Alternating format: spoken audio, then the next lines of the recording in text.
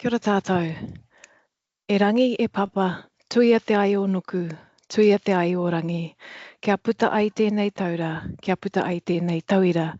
Ki te taha tū, ki te taha wātea, karau nui, karau roa, haumi e, hui e, tai ki e. Kia ora everyone and welcome to the third webinar in our global webinar series where we unpack and explore re-indigenising the many aspects of design. This webinar is a collaboration between the British Council, the University of Exeter, Concurrency and Indigenous Design and Innovation, Aotearoa. In previous sessions, we've explored physical spaces, global systems, and tonight, very excited, our focus is on indigenising fashion and entrepreneurship. By kare, that's a big word. Now, before we open up our kōrero to our incredible panellists tonight, please allow me to introduce my co-host for the evening, Johnson. And why would you like to say a few words? Kia ora tātou, ngā mihi o te pō nei, ko Johnson Witehira toku ingoa. As Kate has just said, I will be co-hosting alongside Kate this evening. My name is Johnson Witehira. I'm a Indigenous Māori designer based here in Whanganui, Aotearoa, Wellington. Just overwhelmingly excited to be on this Indigenising Design webinar as usual. Earlier in the week we had a bit of a gathering with some of us and it started to get a bit out of control as we got so excited and got an hour into the kōrero. So I'm feeling like this is going to be another really amazing chat. And I can't wait to just hear what these amazing wahine from around the world are going to bring to this conversation tonight. So yeah, really excited. Back over to you, Keita. Kia ora e hoa. So everyone, my name is Keita Twist. I am a director at Indigenous Design and Innovation. Very, very excited to be part of the panel tonight, or bringing you the panel tonight. I specialise in service design, which is, how do you describe service design? It's the art of talking to people, understanding what it is they want and need and building that into a service. So I spend most of my days kōrero to people, working with people and really enjoying the opportunities to find out what makes their eyes shine and their hearts sing. So for tonight, we're going to introduce you to your panel. We are fortunate to have three very passionate experts here to share their stories and their experiences to help you fellas that are listening and help you develop your understanding of what it means to be an Indigenous maker, an Indigenous creator, who makes a living from the mātauranga of our ancestors, and then there's the balance of the tension between your IP and your CP, so your cultural property and your individual property. The approach that we're taking tonight, so in the past what we have done is we've pitched questions to each of our panel members. However, tonight we're going to let our panel wānanga over one question, and they're going to kōrero, they're going to ngongo, they're going to chew on, they're going to talk, they're really going to get into the conversation around this question. We'd like to have some time tonight for you to ask questions and give you some answers to those questions, time permitting. So we will look to do that towards the end of the panel. Now, at the top of your panel, at the top of your screen, you'll see a Q&A button. If you have a question, press that, write your question down. We'll curate those questions and then we'll pose those at the end of the evening. Please don't be offended, aroha mai, if we don't get to answer your question. We only have a limited amount of time. But what we can do is curate those questions and at the end send those through to each of the speakers and get those answered for you. And we will share those to you when we share the video of this hui. So, with all of that kōrero and all the formalities aside, let's get into meeting our panel. We're going to start with Deanna. Kia ora kare, would you like to introduce yourself? Omari here. Good night. Buenas noches in Aotearoa. So my name is Diana Alvarán González. So I am originally from Mexico, and I live here in Tamaki Makaurau in Aotearoa, New Zealand. I am currently the PhD director in design in Waipapa Tamatarau, University of Auckland. And can I show some slides, please? So I will talk a little bit about what are the things, and I will time myself not to go too much over time because I can get. So I will share a little bit about my PhD research, which is in partnership with Colectiva Malacate. It's a collective of Mayan weavers from the highlands of Chiapas. That's where I'm from. So I had the pleasure to have Johnson as guidance through part of my journey. And definitely I need to acknowledge first that a lot of this research is based because of the collaboration with Colectiva Malacate, Mayan weavers and embroiderers, which is great. And then also because I've been in Aotearoa. So Aotearoa and being close to Te Ao Māori or exposed to Te Ao Māori, and what does that mean, really impacted or influenced a lot of my thinking, together with the place that I'm come from. So, for example, just to talk about even the term indigenizing, based on my positionality here in Aotearoa as tangata tiriti, or a person of the treaty, or toiwi, or non-Māori, I would say that actually my place here is not indigenizing, because that's for tangata whenua. So I would say that would contribute towards more the decolonizing, because of my position here in Aotearoa. Also, my whakapapa, or my heritage, from my mother's side, like officially in Mexico, I would be called a mestiza, or a mixed person of mixed ancestry. So just to make the distinction, because we have a global audience, so I want to be very specific onto where do I position myself. So in Mexico, I would be called a mestizo, or a mixed person. And I would acknowledge pueblos originarios, or the originary people, or what is currently known as indigenous peoples in Mexico. So because of the colonial histories, that I'm using a term that is being used in Turtle Island, for example. I'm detribalized. So I was caught because of colonization, that upbringing, or the proximity to indigenous knowledge has been caught in my upbringing. So from my mother's side, my connection is to Nahua people from the La Huasteca de Hidalgo, state of Hidalgo, and from my dad's side will be Purepecha. But that was something that it was caught because of colonization and because reforms, education reforms.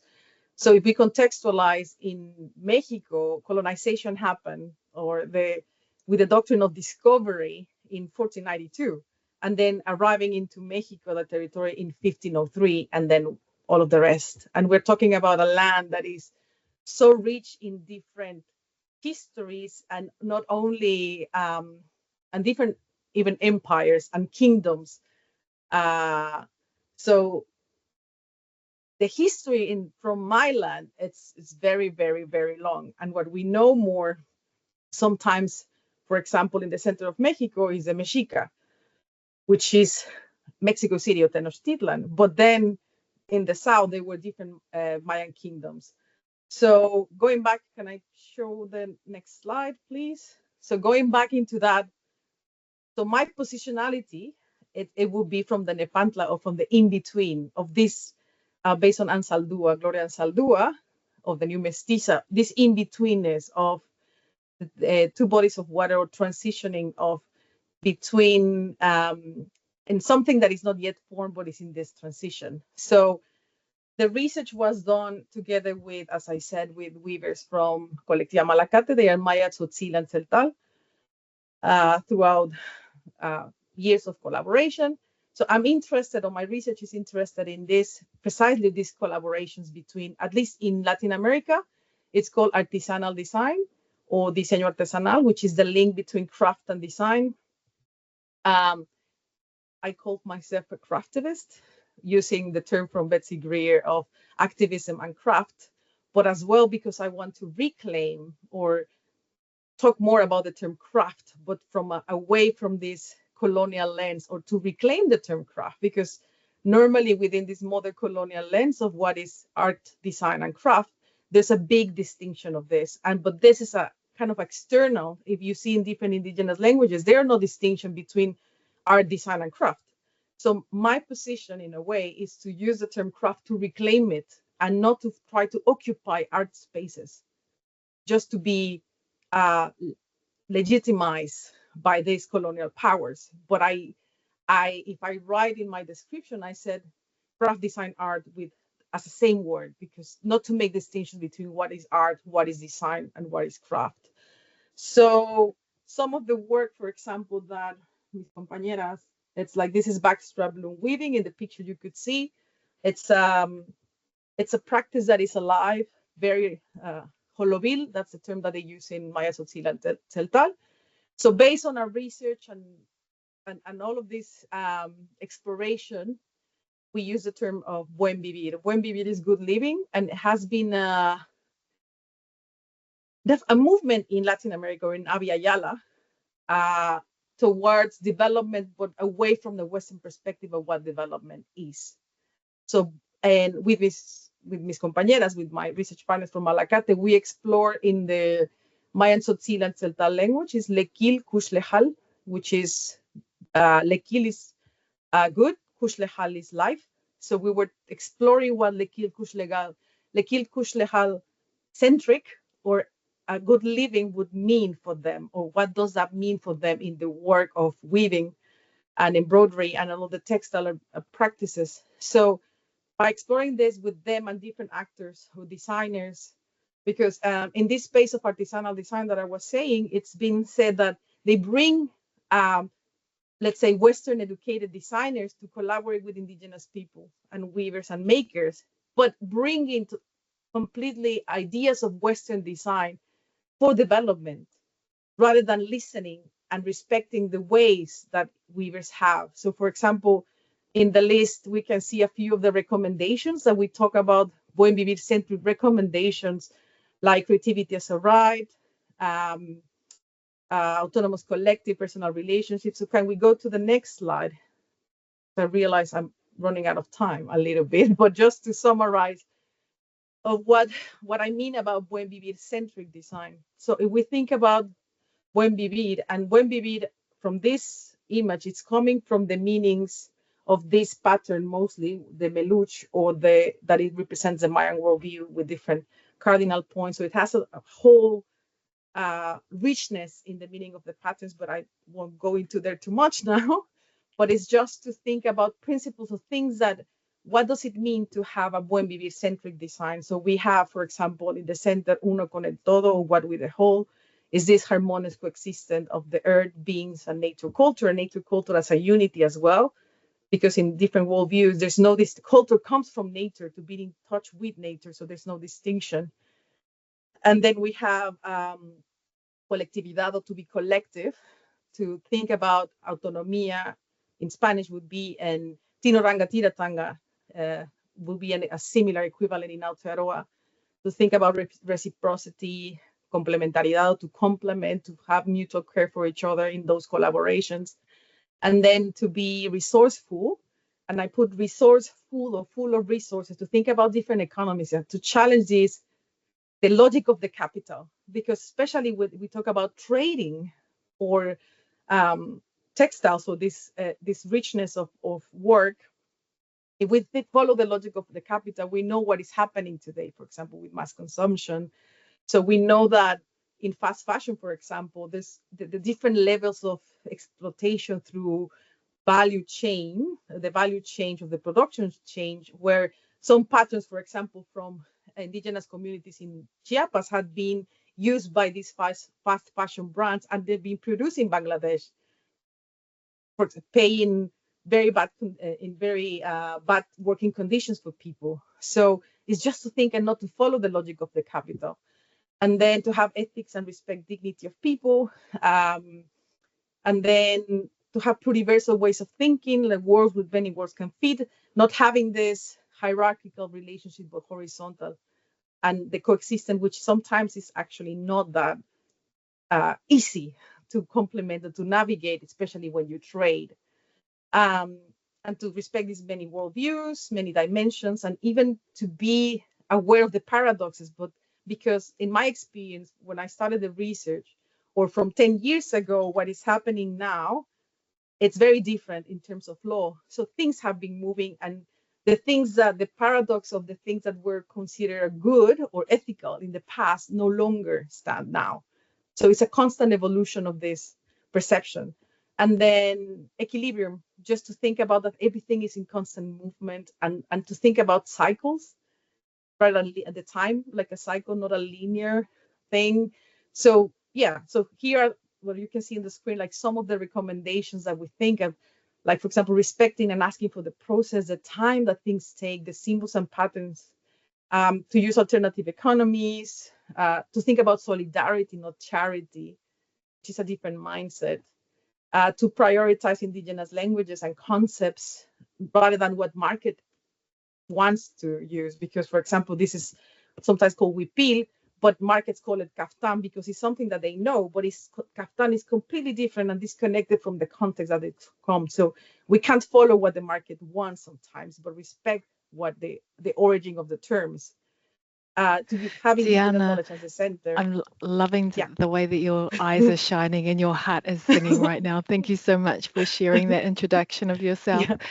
We'd like to go to Lucy now and get Lucy to introduce herself. Yama Malia, Lucy Simpson Gaya, Yellow Willingham Gaya, Bewiping Miriam Barangaya, Guan Madan Blood, Muddy Clan, Irish Gaya, Gawa Gaya. Hello everybody, my name's Lucy Simpson. I'm going to meet Lignum Bush people. We're Narran River tribe of northwestern New South Wales, freshwater floodplain country. In the region sort of known now as Lightning Region, Angledall, northwestern New South Wales and up into the Queensland border. I'm a designer and a maker, and I guess the story that I bring with me today connects to an idea of continuity. We have this word in Gamilaroi and Uluru, and I think it's the same in Wiradjuri too, so a lot of New South Wales up into Queensland. Ilalu, and it means a very long time ago, like once upon a time, so long ago we don't have the number. But it has a dual meaning, and it means for a very, very long time to come. And I'm also studying postgraduate research at University of Technology, Sydney at the moment. And my research focuses on the role of First Nations design as a tool and a conduit for healing and well-being. So for me, very much looking at what we feed and how we live, and what we ensure can continue, and how cultural practice is intrinsically linked and bound to that. Notions of well-being in people, but also country and culture. And so, you know, it's really beautiful to hear the ways we share and cross over, and we speak the same story. You know, I'm of Irish heritage as well, and I was born in Sydney off my Ngurumba. And for me, design was also a tactile way to remain tethered to country and to story and to family. And so for me, I feel really, strongly how it can keep us alive and well and tethered, and the lessons that live within that for us in a broader sense. But yeah, I'm looking forward to sharing and yarning and finding more of those connections. And thank you everybody for having me this evening. It's an honour to be here and to be with you all and to have you share this space. And I'd just like to pass to you, Selena, now for your introduction. Mayuba. Thanks, Lucy. Ayubowan, we say may you have a long life as we start our work in Sri Lanka. My name is Selena Pires. I am a lawyer and diplomat by training, but a social entrepreneur in the craft sector of Sri Lanka by choice. So I have the privilege of leading a 35-year-old social enterprise in the traditional textile sector in Sri Lanka, founded by my mom. We create, we provide jobs for women in their home, and we have created, I think, a model where and we can talk about this later, but where we really have both a commercial aspect as well as a craft and livelihood aspect to our business, to our social enterprise. And I think later on we can really talk about how these two contradict each other, but how we have to keep going on if we want to kind of make sure we get the best of both worlds. So yeah, I think that I'll keep my introduction short so that we can kind of get into the subject. Thank you very much for having me. Kia ora koutou. Thank you very, very much. Those were wonderful introductions. And if I had my time again, I might take a leaf from your fella's book and tell a little bit more of a story. Really awesome to hear your kōrero. So let's get into the actual Chui Yāni conversation part of our kōrero now. So what we're looking at is, if we think about the next generation, one of the things that we've been noticing as we've been going through the webinar series is that there are certain aspects of being Indigenous that are common across all different Indigenous whānau from across the world. We've talked a little bit about reciprocity, we've talked about connections, and we've talked about sharing lessons and learning in our past webinars. And interestingly enough, in your introductions, these things came up again. So really, really awesome to see those connections. What we're looking at for this webinar is how can we help the next generation of Indigenous artisans, designers and makers navigate the complexities and tension of selling mātauranga or their Indigenous craft while balancing intellectual property, IP, and cultural property, being our CP. Let's start with you, Diana. Would you like to share your thoughts? Yeah. The complexity, or one of the complexities or the aspects on this, for example, intellectual property, what IP stands for, is that it's a clash of worldviews. Because normally, I'm not a lawyer, just to put that out there, but the many approaches into IP actually protect a single person, a single creator. While in many Indigenous groups, property or intellectual property is not individual but collective. So a few years back, for example, in Guatemala, there was an initiative that was pushing towards recognizing collective intellectual property, like from communities. And many weavers were uncomfortable, or they are uncomfortable with the IP term, because it's like, this is not only mine. I learned this from my mother, from my grandmother, from my community. So how can I register something that belongs to us as a collective, as a single individual? So it's a very kind of strong clash of worldviews in that sense. And also, depending on the context, there will be different levels of protection or not. For example, here in Aotearoa, there's a Māori IP, and there's, when you, in the Ministry of Business and Entrepreneurship, like you see that there's anyone who wants to register anything like that, there's a collective, there's an approach that will make the distinction. And here, I can't, maybe you can speak better about that, like Johnson and Keita about, but just the notion of tapu noa and what can you actually register, what is sacred and no one can own. So there's always this tension because of what is recognized and protected by law and what Indigenous worldviews think or perceive the property of knowledge.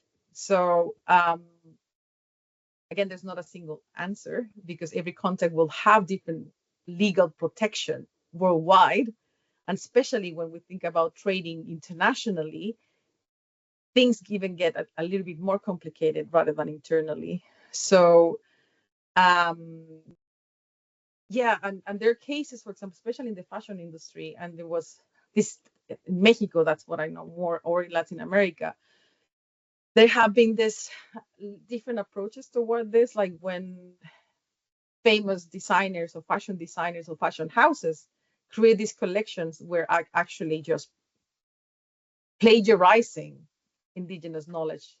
And sometimes they even call it tribute without even acknowledging who are they paying tribute to, who are the generators and the makers of these practices. So this in the fashion industry, it's being present for many, many decades. So if we, and many times it's just like as educators or in design, students are not made aware of these things. So it's, we talk about even collaboration, co-design, and all these aspects when the vision of, we're telling them, you are, as a student, you are more prepared, and then go and teach indigenous makers as if they don't have their own ways of working already. So if we have, we're still reproducing this colonizer mindset into, sometimes into designers, young designers, to go and aid people, when in reality, why can't we, at least from my research, is like designers are the ones who need to be decolonized from the thinking of the modern colonial ways of design. And at least that's my view. Those are the things that at least as a design educator, I try to convey to students. It's such a big question, isn't it? And I think, yeah, part of that challenge is that design, and that word design is innately tied to commercialism, right? And globalization. And like you're saying, that's what's kind of putting us Indigenous artisans and designers and makers into this colonial view around intellectual property.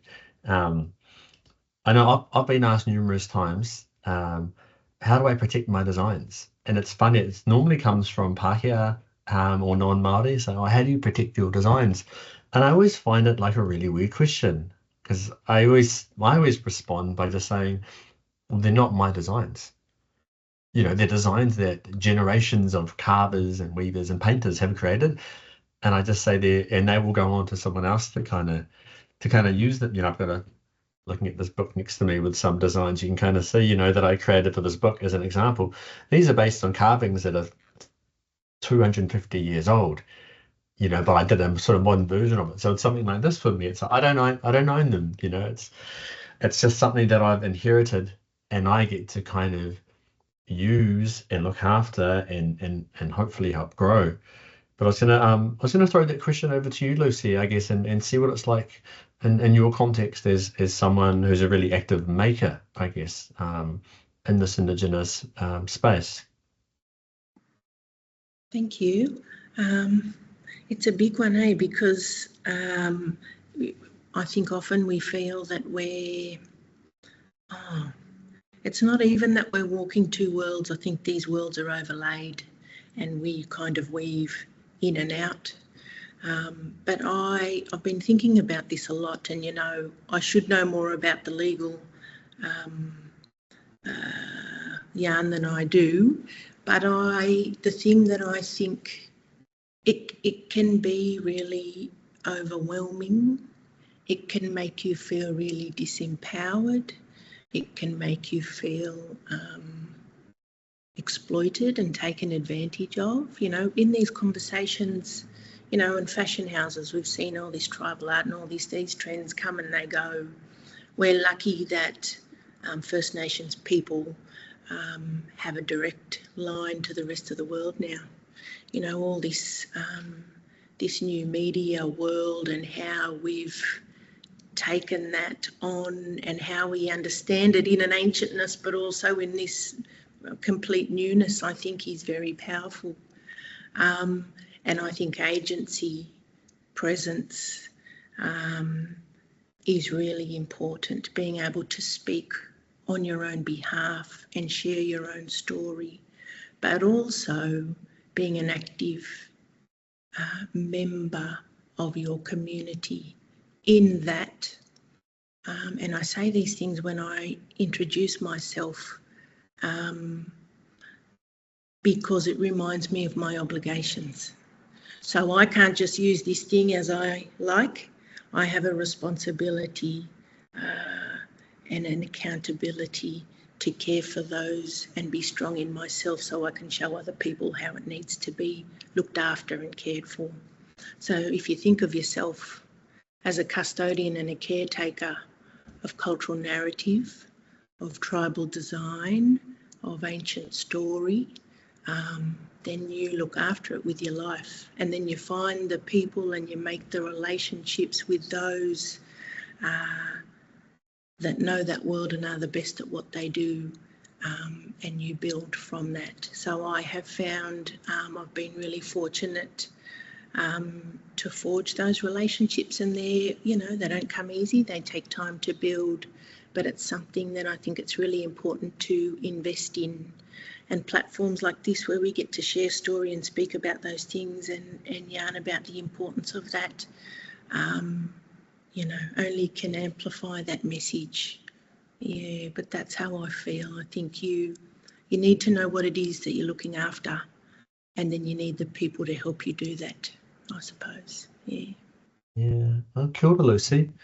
It's really beautiful hearing you talk about the responsibility to community as a key part, I guess, of how we think about IP, in an Indigenous context. And I guess they are, for lack of a better way of describing it, they are the IP holders, our community, and they are often the one who, as you were basically saying, validate the work that we do, right? It's through them that it's validated. And an interesting example for me, I guess, within sort of a fashion context recently is I'm a co-curator on a series of Māori design exhibitions that have been happening in Auckland here in Aotearoa, New Zealand. And the first sort of pass on what those Māori design exhibitions might look like was often what would be described, as high design. It's like architecture.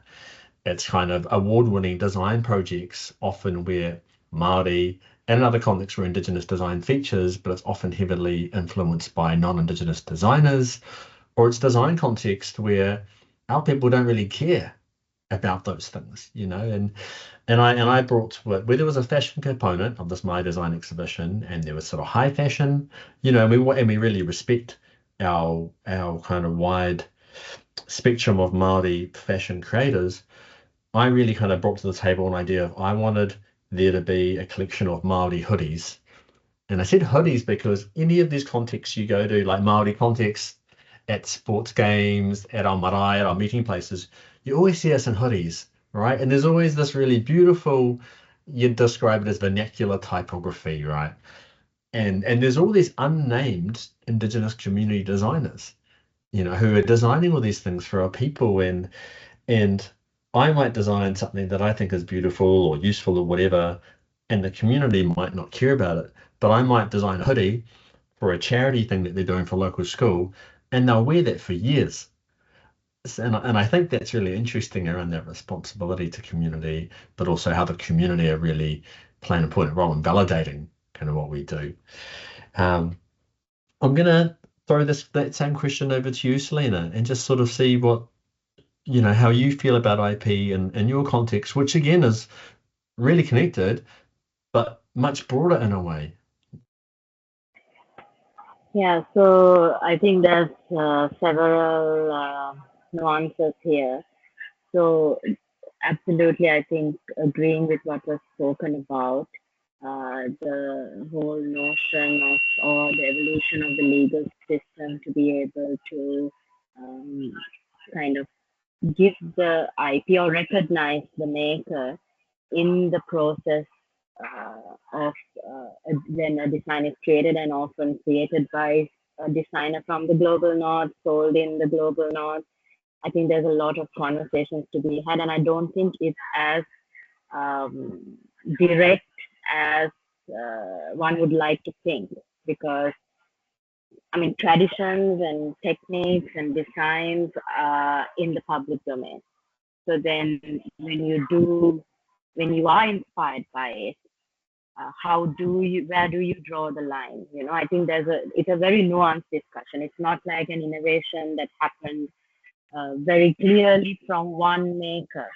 How do you attribute that to an entire community, especially when it is in the public domain? I mean, one could even argue if it's not documented, then whose idea was it? Where did it come from? In Sri Lanka, for instance, you could even say, did it come from India or was it originating in Sri Lanka? Like, I think especially for island nations where we are a melting pot of cultures and we've had so much influence over the years. I think there's a larger conversation to be had in terms of IP, but absolutely agreeing with the discussion that was had here, that it is a conversation that has to be had, because it's not right, not just to the maker, but also to the cultural property of a country or a nation when something is appropriated and then kind of presented as another. Right? I mean, it's not just in craft. If you take food, for instance, Ayurveda, something that is very authentic to my part of the world. I mean, some of these trademarks even don't belong to us, right? So where are these conversations and how do you start? I think it's a point, and maybe something to add is, do we have a common space or an equal playing field to have these conversations? How many of the globe, I hate this kind of global north-south, I'm just using it for the sake of kind of clarity here. I don't believe there's a line anymore. I think the world is changing too rapidly to even discuss this line, but just for clarity of what I'm trying to say. But where are the global south voices in rooms where policy is made? And I could even go further to be a bit critical even of global south voices, to say, who are the global south voices? Do we then really, we as in a category, really represent the maker? Just because I speak in English, does it mean I represent the maker? So there are problems of access. I think there's problems of, access really, that is exacerbated by colonial models that doesn't create an equal playing field to even have this nuanced discussion. So again, I know I'm not being very helpful here in kind of giving any solutions, but I think these are the realities that we have to understand if we are to have this conversation about IP. It's not as clear cut. I think that would be what I want to say, Jonathan. Oh, kia ora, Kare. You are being super helpful. I was taking lots of notes, listening to what you're saying. And there are a few kind of key things that really came up for me. The thing you started with around how do we recognize the maker, right, and what's being produced. And often, again, in the fashion example, in a global fashion example, the maker is often referred to as the designer, not the maker, right? Like it's the Vivienne Westwood who gets recognized, not the person who's making all the fashion. Not to pick on her. There's a Vivienne Westwood exhibition on in Wellington, so she came to top of mind. But it's the designer, not we think of the maker as something different, right? As the sort of community. So I think it's a really important question you brought up. But also the one around access, access for our communities, I guess in terms of the markets and where our clothes, where our food, as you mentioned, go. And I guess the tricky thing is, right, in the past, a lot of our people were making for our communities solely, right? And because of globalization and capitalism, which we just can't seem to kill, our people are making these things for other communities around the world. We've got this kind of symbiotic sort of relationship where we are, we want to have and maintain some sort of tino rangatiratanga. What was that kupu you used, Diana? That beautiful Spanish kupu. Autonomia, some sort of self-determination and control over our Indigenous practices. Yet we're stuck in this sort of global network, but we have to sell out to, and not, I don't mean sell out as in sell out, but sell our goods, sell our culture out to the world. And there's just such big sticky problems. I wanna stay on this question because I think you've all got probably a little bit more to say, and maybe just swing back around to you, Dana. Again, see if there's, from what you've heard so far, if there's anything you want to add, based on kind of Lucy's whakaaro around community responsibility, or some of the things that Selena's just brought up as well. Yeah, like it's so many things that we can pick on, or threads, weaving. Because like I put in the WMBB Center, we talk about reciprocity, like in a way of, it seems that businesses or in a business world, like especially when we have now in media, it's the smart person is the one who take advantage from the other one. Like if we live under those values and those principles, it's like it's a never-ending story of taking advantage of, rather than being really in reciprocity or thinking about long-term relationships, especially when working inside communities, but also outside.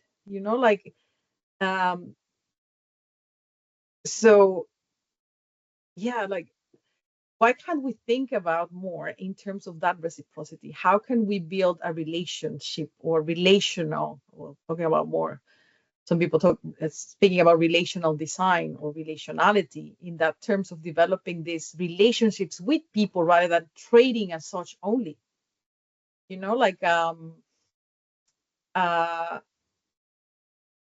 like for me, that's an aspect on if you think about entrepreneurship, it is like the vision is short term.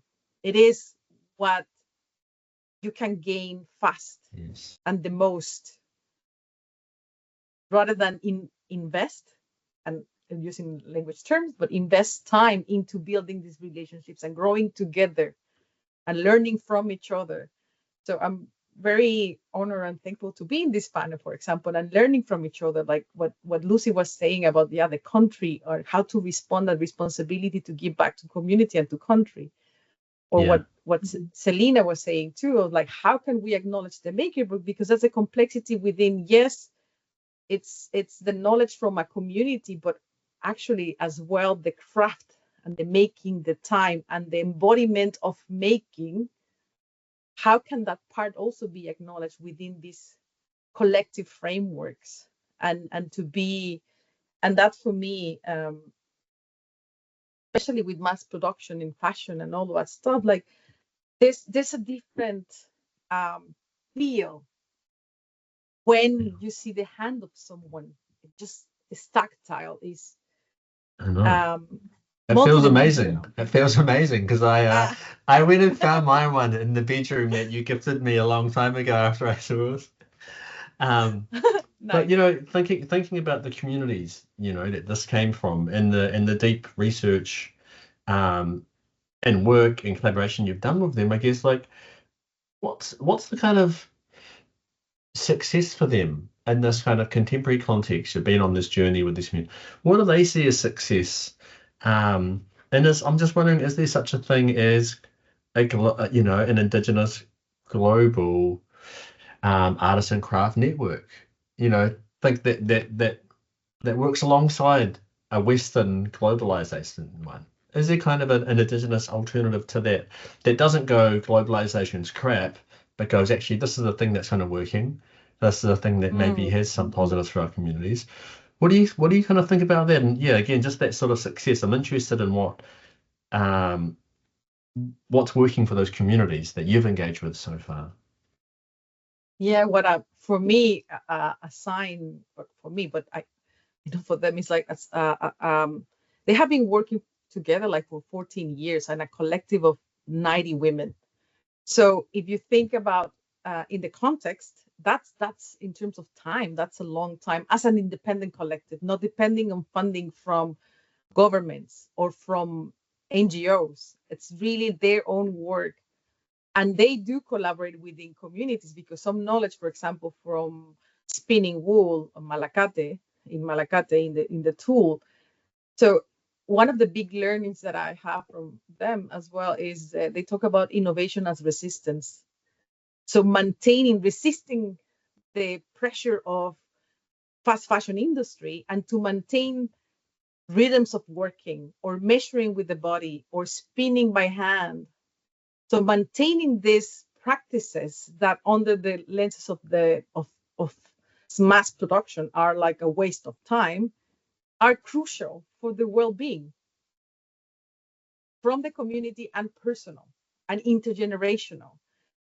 So that's a risk that sometimes I can see in this changing the production mode. So it is, the challenge is within the balance between maintaining and also innovating for markets. But for me, it was very interesting to hear that notion of resisting as innovation. That's the innovation, not to surrender to the pressure outside. Yeah. I love that. That's amazing, because, I think in the past, in many contexts where we've thrived and survived and responded to colonization, it's been through innovation. It's been through us being adaptable. And I want to jump over to you now, Lucy, because again, I see so much innovation in your practice, as a maker. And I'd be, again, keen to hear kind of your thoughts on what success for you and your communities kind of means in this sort of global fashion, and I guess local fashion context for you as well within Australia. Yeah, I think the function of design has changed, So we moved from it being primarily about survival into this thing of, I'm talking about big chunks of time. Then it became about identifying or having a presence or feeling seen or being heard. And I think it got a little bit muddy because it became a pattern or a surface treatment. It wasn't about the fibre or the function or the seasonality.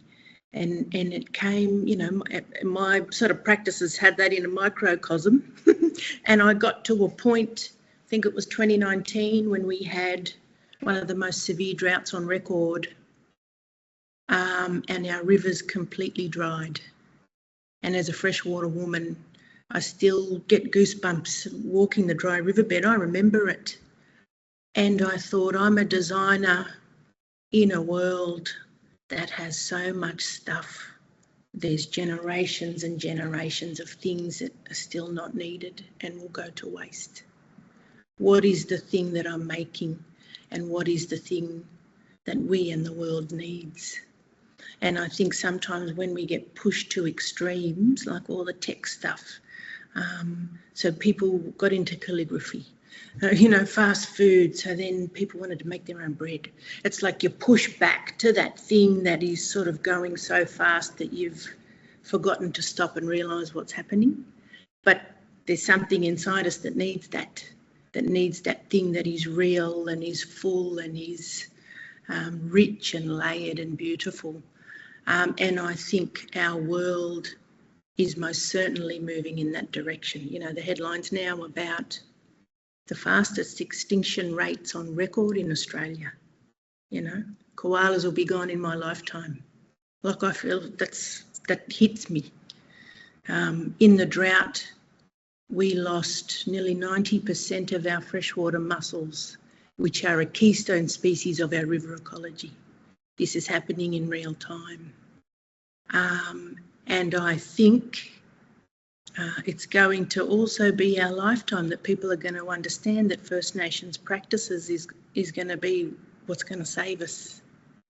So I think we kind of need to remember that, and we need to lead with that, because we've sort of built this thing and we feel empowered. We can see ourselves in our cities. We can see ourselves in our shops. We can see ourselves on TV. I wasn't born into that world. But now that we have that agency, what are we going to do with it? So that's how I'm feeling, because I got to a point where I was a designer and I didn't want to make anything. How could I harvest fibre in country with no water? This is the reality of the world. So I think a lot about our philosophies and our resilience and those cycles of seasons, and they're extremes, but we have survived. What are the messages and the lessons in that? I'm furiously typing notes, hence the delayed response. But yeah, I feel angry. I'm hearing some of that kōrero, you know, because it is really sad that, you know, we can see these things, particularly in our natural world, that for a long time at least we've been very connected to, and we're becoming more and more disconnected from. And the fact, just hearing, you know, around the mussels and the koala and things that are so abundant, or that at least in our short lifetimes have been so abundant, to be, you know, on the verge of disappearing it's just really frightening. But the kind of hope, there's a little bit of hope in some of what you're talking about, and it was around agency, you know. And I liked how you mentioned, you know, like, you're totally right around our Indigenous presence, at least in our lives, in the world, that we live in. You know, often when I give talks on design and talk about why I'm an Indigenous designer and what really drives me, as I talk about how when I used to go back from design school to my home and look at the photos and the photo albums, because I don't know why my family's got this weird thing, we just love looking through photo albums of each other. I noticed that the only thing that was Indigenous in the photos were the people. Not our homes, not our clothes, not the schools, not the spaces we went to work in. None of it reflected our culture. You know, these days there's a lot more of that. We still need a hell of a lot more, though, looking around this house I'm in right now, right? But there's a lot more of that, and as you said, there's more Indigenous people. We have a presence in pop culture, in television. Our designs are shaping architecture and things like that as well. But the agency, right? You said, what are we going to do with this newfound power we have, right? And how do we use that? And I think, how do we use it collectively is probably a thing that I'm really interested in as well. I'm going to come back around to you now, Selena, and just again see what kind of further thoughts you might have on this, and again reflections on the context of your working world, and also within the context in Sri Lanka. Yeah, so I think I probably have an unpopular opinion around all of this. Great. The discussion. For me, I think it's a very, and I don't mean to say this to be, I'm frank. People know me for being frank, so I'm just going to say it. I mean it with a lot of love and respect. So I think what, at least from where I'm coming from, livelihood is, people need to live, right? Finally, that's bottom line. So being in a craft community for the last 35 years, we have understood that finally, if craft doesn't pay, and I'm saying this in a very crude way, but I'll say it because that's what it is, right? If craft doesn't pay, there's no way that you can have a maker be involved in the craft. It's also unfair to ask not of that maker, but also of, we talk about young people not coming into craft, how traditional craft is not passed down generations. But finally, would you send your child into a profession that wouldn't serve him or her to live in prosperity? As parents, I think it's simple as that. We want our children to do better than we have, right? Yes, we can discuss about what better is, because that currently, whether we like it or not, is governed by a capitalistic way of the world.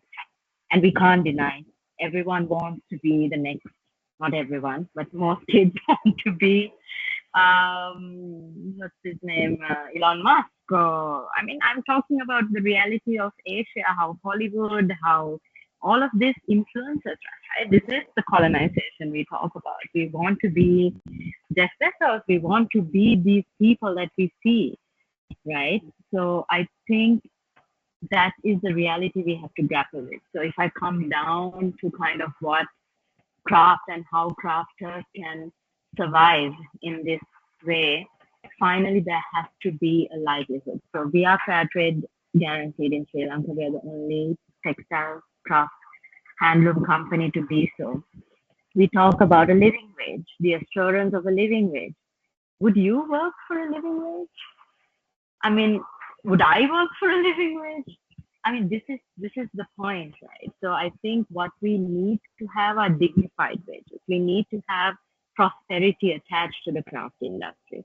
And the only way I see it that's happening is very clinically to push craft into this high value segment, right? But how?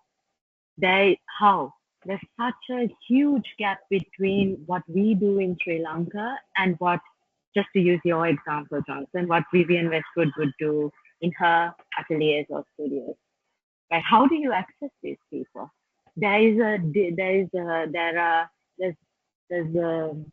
such a huge gap that I in Sri Lanka should be lucky to be found, you know. But then we are not designers, we are makers. How are we found? So I think it's this inequity in the supply chain that finally leads to crafters leaving their professions, and I don't blame them, right? So I think that's where that's the baseline for me. So then moving into kind of how we work with the capitalistic system in order to ensure that craft is culture, right? Craft is who we are, and how who we are survives is that we have to work with the system. I don't see any other way. So Celine, it's right now, we are in this very tough spot where we're actually losing craft. Like, we started as a textile handloom company. We then started exporting handmade toys, and more women were involved in this handmade process. And at one point, my buyers said, sorry, you're too expensive for me because Bangladesh is cheaper, Vietnam is cheaper, right? So now I had to like automate a great part of my supply chain to keep up to the global prices, right? But then what has happened to me is that I have so many women who were part of my network who I can't now give consistent work to, because it's not just about a one-off craft piece that looks beautiful, right? It's about consistent livelihood. That's the only way that is responsible for us to work with makers, right?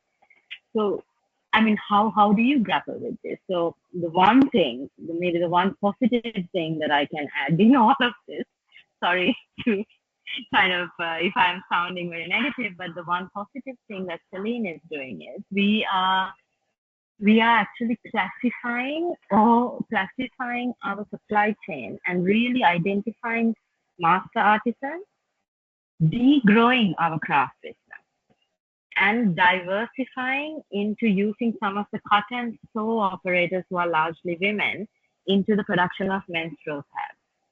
Okay, I mean, pads for a craft company is almost like sacrilege, right?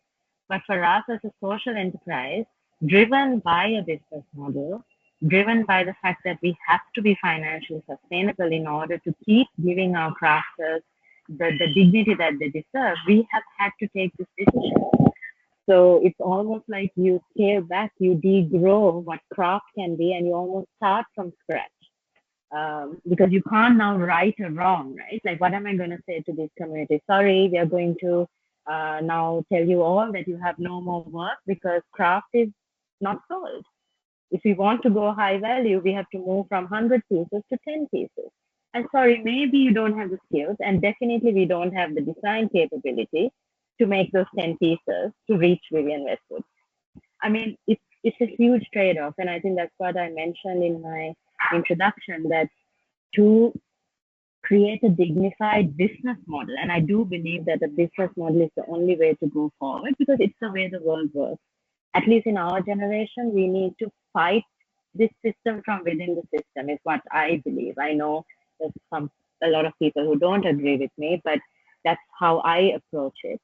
And you kind of have to create this system you have to think like a capitalist, but be kind of equitable in your heart to start working on this, right? So at least at Celine, that's how we see it. And with what we are doing, I think we can give more jobs and at the same time drive a higher value craft into the market, but at a lower scale. And maybe the one final thing to add is, like, as a strategy, we used to do B2B or business to business sales. So there will be so many people in our supply chain or value chain. But right now we are understanding in our process to degrow our craft business that we would have to invest in being B2C. So how can we go digital to directly meet customers?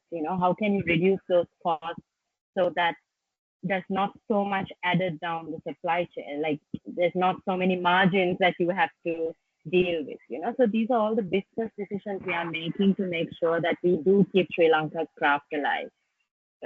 Sorry if I didn't make sense, but that's kind of how I'm seeing it from our side of the world. What is my no, that totally makes sense. And again, you bring such a unique and critical voice to this conversation, particularly, I'm going to say for some of us Indigenous designers who you could say live in first world countries, right? And can be a little bit more idealistic or romantic at times around, how we think we might be able to shape the world through some of our Indigenous practices, but without the realities of other Indigenous peoples like those within Sri Lanka, right? Where a thing that I kind of picked up on what you were saying around how, people have to work to make a living, craft to make a living. It kind of, in my head anyway, made a connection between what Lucy was saying, where in the past, a lot of this craft was around survival. Well, in the Sri Lankan context, these makers, they need to survive. And it's a different type of way of producing to survive, but that's essentially what they're having to do, right? To survive. But also there's another connecting thread is innovation. And it sounds like you guys are innovating in your space as well and finding more ways to make it work. And in particularly for the vast majority of producers who are women, all right, in the Sri Lankan context. And that's a big responsibility you've got. You're, within your job. It sounds really heavy. I'm trying to think of another interesting question to throw out to the team, but I'm not sure if anyone's just got any other thoughts at this stage that they want to kind of connect to Selena's kind of kōrero around that sort of Sri Lankan context. Maybe I can add something there. I remember, like, when you were saying, Johnson, and I forgot to add it in my response last time, that the indigenous trading, like, for example, that's something that is happening, or I heard here between in Aotearoa and Australia, for example, with the possum. So they are being trading between what is here in Aotearoa considered a pest, but it's sacred in Australia. So now I heard organizations here that are trapping them in a more, say, humane or cruel way, and trade directly the possum skins with Aboriginal First Nations in Australia.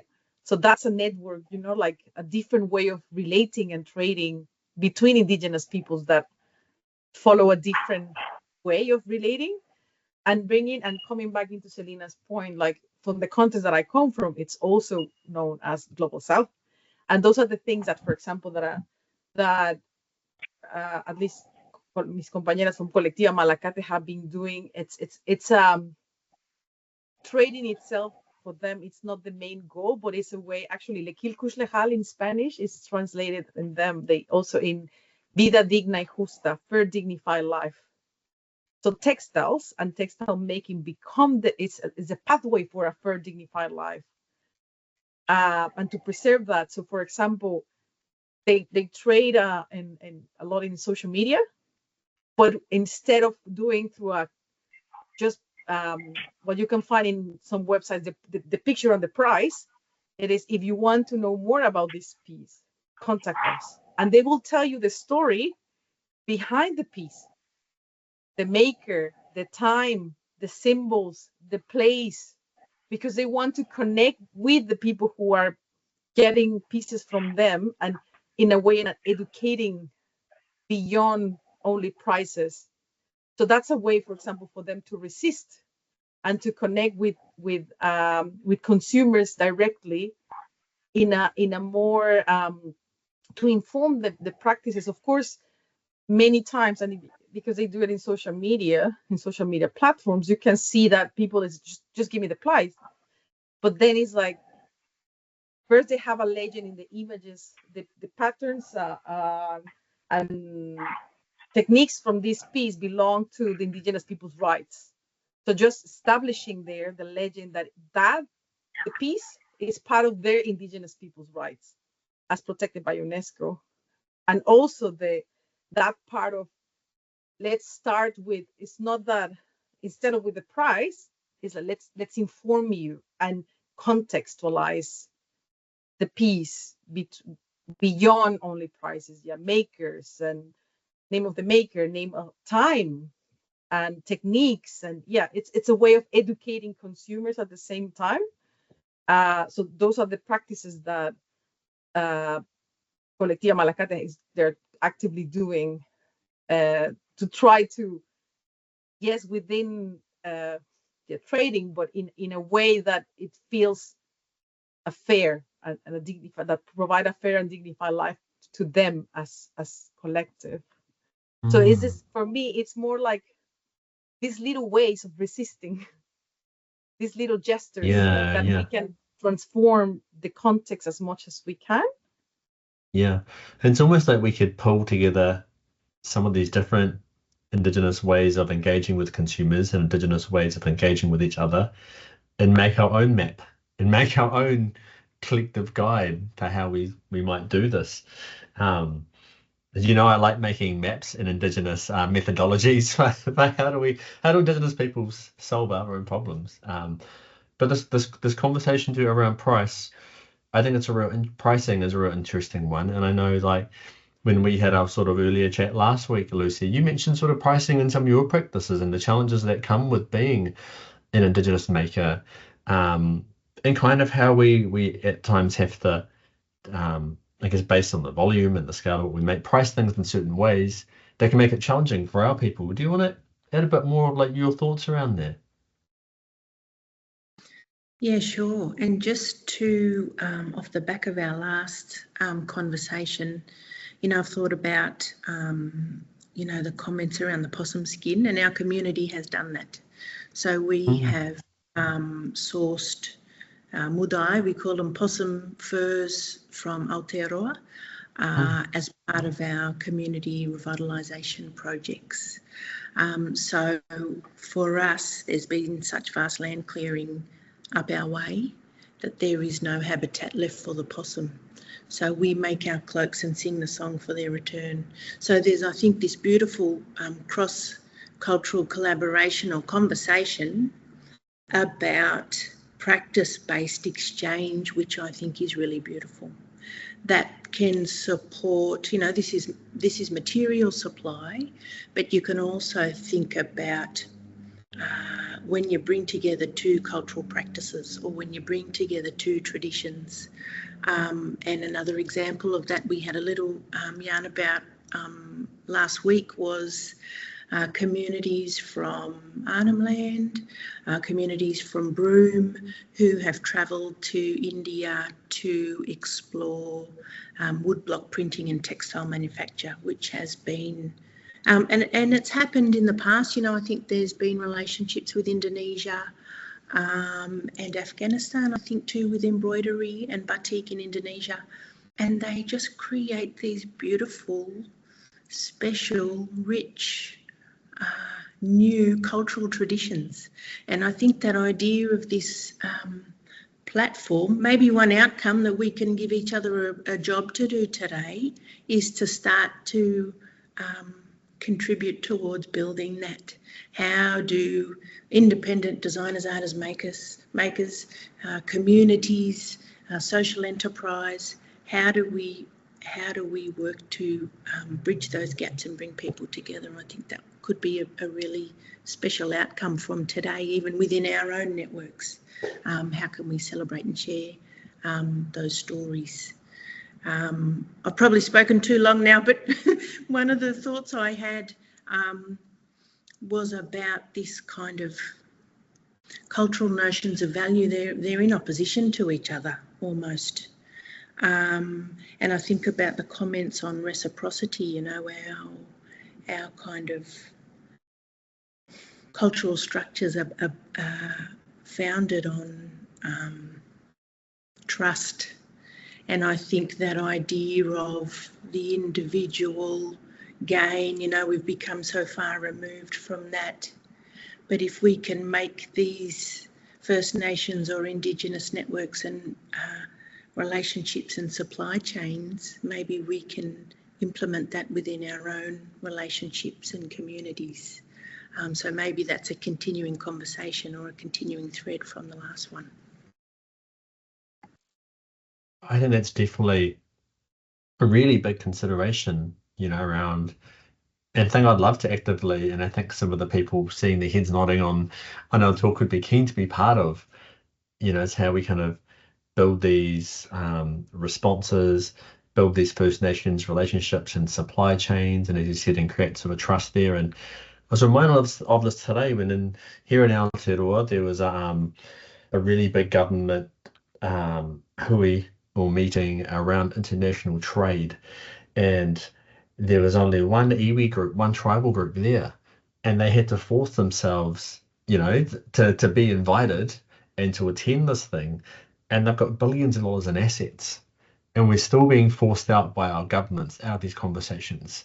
And it seems that we need to start having these conversations on our own, with our own Indigenous sort of communities, instead of waiting for our governments, who aren't opening the doors to us, in our context anyway, to kind of build those bridges. And, you know, in a way how in the past, as soon as the large European sailing ships arrived in Aotearoa, as soon as Māori could afford those, we brought them and we filled them with sharks and potatoes and flax and took them to Australia and started trading and had this, you know, our own vessels trading over until they, you know, the colonizers got wind of that and shut that down and you know, stopped enabling us to do that. You know, we need to kind of use some of the innovation we've been talking about today to kind of build these. Keita, I don't know if you've got any whakaaro. I'm taking up all the talking time in between, sorry. But yeah, is there anything you wanted to add into some of this kōrero? I think sort of having an opportunity to sit and to listen to the kōrero. I was thinking, and when you sort of said, was there a question? One of the questions I was thinking was, what advice would we give to Indigenous designers, or, you know, our tamariki who are saying that they actually want to go into this craft of design? They want to be a designer, they want to be a maker, they want to be an artisan, they want to make beautiful things in the world. And kind of listening to the kōrero, the story that I would probably tell them is, the first thing you should know as an Indigenous designer is intellectual property isn't a thing for you. Intellectual property as an Indigenous designer is actually collective property. It's cultural property. It does not belong to you. It belongs to your tipuna. It belongs to the people that exist now, and it belongs to your tamariki that come along after you. So all of the gifts and the stories and the things that you make that tell the stories that our tipuna have told, you are holding, you are custodian for that, and your job is to continue to tell those stories. You have obligations, you have responsibilities to tell those stories. And you need to be considerate about the things that you are putting into the world and the impact that that has.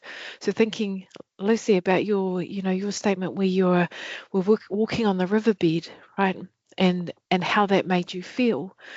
That is such a powerful story, and it tells us about the care and our responsibility as Indigenous people to our whenua and to where we belong. The other thing that I would probably say is that the gifts that you have been given are given to you by your tipuna. The craft that you're learning are gifts from your tipuna, and your tipuna want you to thrive. So never be ashamed of that fact. And so what you put out into the world, you can stand behind and unapologetically say, this is ours. This belongs to us. And this is the value that we place on that. And I think listening to Lucy, Selena, and Diana tonight, what I've really, really heard is that what you make is something to be proud of, and you shouldn't be ashamed of the monetary that goes alongside that. But there is power in our unity. So if we can create networks and we can start to build those networks and create that unity amongst other Indigenous designers, where we are sharing our culture, sharing our taonga, but also sharing our strength and the statement that we are Indigenous designers and what we make has value. What we make is important, and we're not embarrassed or ashamed by that. And we will not be the cheaper side of the market for you, because what we make is priceless. And I don't know if that's so much of a question, but it's kind of the thing that I would say to our future designers, or any designers who are listening here today. That was my takeaway from our kōrero.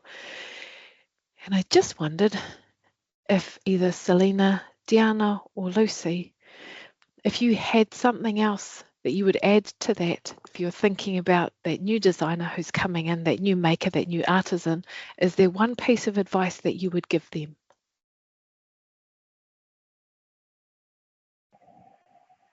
I mean, I can say something. So, when we work with designers, sometimes while respecting the design capability and the design kind of uniqueness, I think it's also important to understand that there is a livelihood attached when it comes to some level of production, right? So I think what we've seen is that, there's fantastic pieces made for 6 months of the year.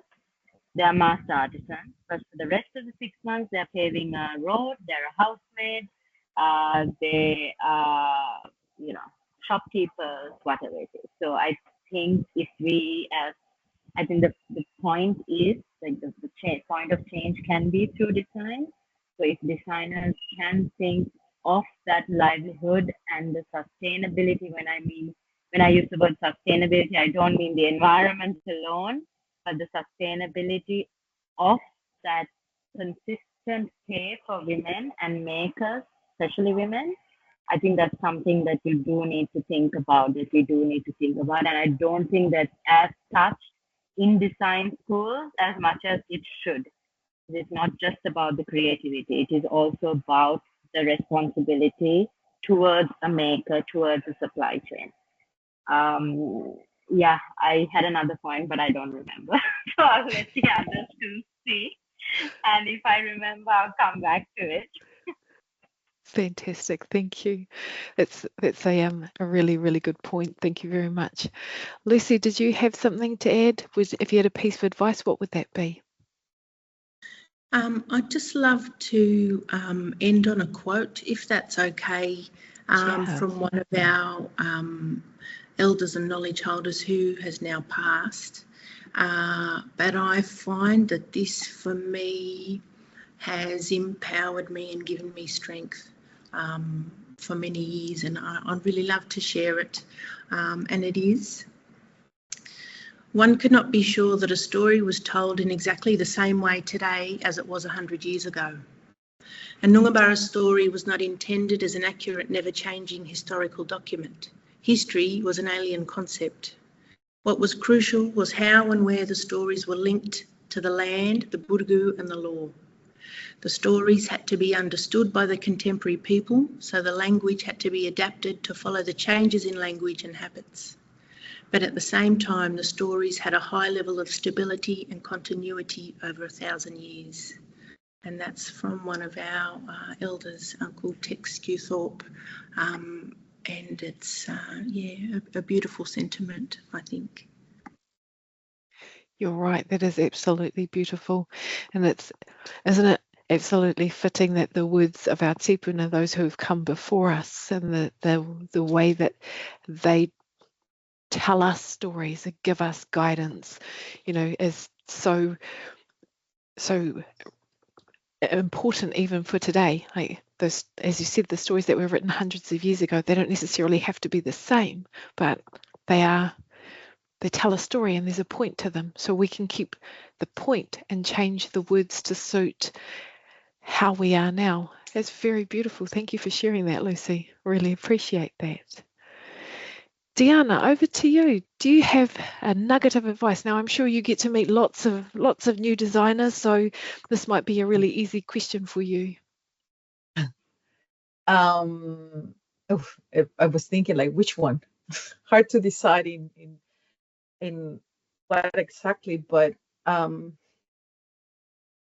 when I think about buen vivir or good living or fair dignified life, all these terms, I think it's important to think that how can we practice design to make sure, like a little bit echoing Selena's point, and it's not only for ourselves, but for everyone that we work with. Because how can I have or make sure that I'm enjoying this project or the thing that I was compensated from, while at the same time I know that it's harming someone else?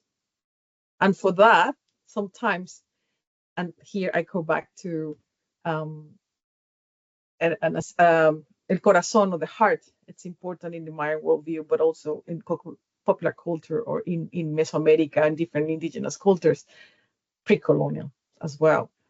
The heart as a center, as an important part of who we are. And to, I was saying Spanish first from what I heard in the context, but then in English, but es seguir el camino del corazón, to follow the pathway of the heart. Sometimes it's hard to resist, and sometimes it is easier to be seduced by certain things short terms, and because of sometimes we find ourselves in a hard decision. And sometimes we're asked as designers to design, even here in Aotearoa, like, can I advise about Māori design? And it's hard. I have to say no, because it's not my place. And that requires courage, and to follow the pathway of the heart of what is right and what is not right. And there's the need, but like that aspect of following the pathway of the heart. And if you feel that this is not right, there's something wrong here, listen and follow it. Sometimes it's not easy, but sometimes we have to say no to certain things, because if we know that what we're doing will harm someone else. So just that, to follow the pathway of the heart. That's a fantastic piece of advice. I've heard it said that your guides, your ancestors, they talk to you through your heart and your puku. So always follow your heart and your puku. Kia ora for that. We have about 5 minutes left in our time together. We don't have any questions in our Q&A session. So I'm thinking then, if there are no other final whakaaro from our 3 panelists, we might wrap up our kōrero now. End as we started with a karakia, and thank everyone for coming along. Were there any final thoughts from yourself, Diana, Lucy, or Selena? No? Johnson, did you want to add anything else before we wrap up? No, I'm just going to be wide awake for a few hours with all these thoughts buzzing in my head. Just a thank you to our 3 amazing speakers tonight.